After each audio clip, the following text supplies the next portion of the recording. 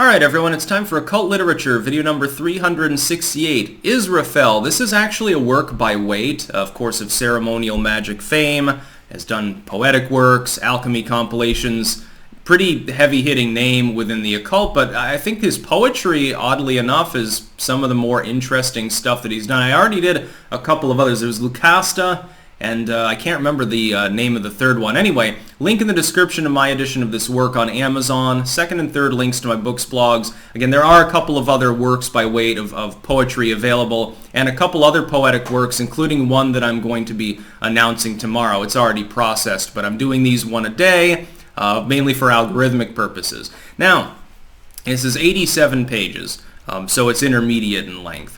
The main poem is most of that material, and literally it's about the angel Israfel. Now this particular being is generally more spoken of, oddly, within Islam than within Christendom. Of course, Waite being Christian, in the mystic Christian sense, of course, more or less.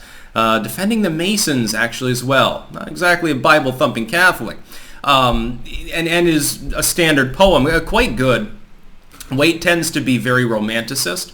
And extremely theatrical in his language choices. So here you have, it's very interesting. The poem is essentially about Israfel, the angel of revelation, sometimes overlapped with Raphael, although they are technically semi-separate as well. It depends on kind of which system you're regarding. It's not entirely clear what backdrop he was deriving it from, but also mentions Avalon interchangeably with the concept of paradise. So Avalon, of course, is Arthurian legend, and it's sort of a spiritual land of mysticism and wonder.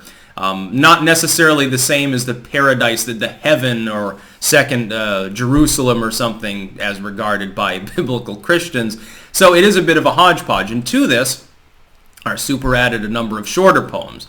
So Israfel is like the first, I think, 70 pages or so, and then there are some others. One of them talks about seagulls and appears to be largely metaphor for freedom and natural beauty.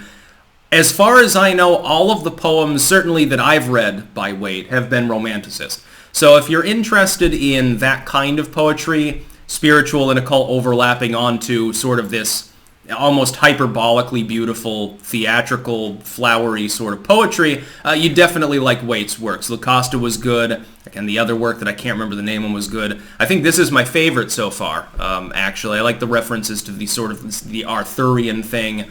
I'm into that to some degree. And occult poetry is something that I'll be making a compilation of, by the way. I should probably announce that. However, I have decided to push it back some, along with the other compilations. Instead, I'm going to work on the hardcovers for the 9 that I've already done in the immediate future, as well as plowing ahead with more editions.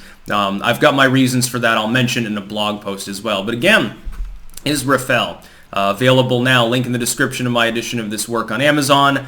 Again, second and third links to my books, blogs. There are other occult poetic works as well available. I think there was Poems of Paganism as well, and then Lilith for tomorrow I'll be announcing, and that's poetry also. That's about all. Peace out.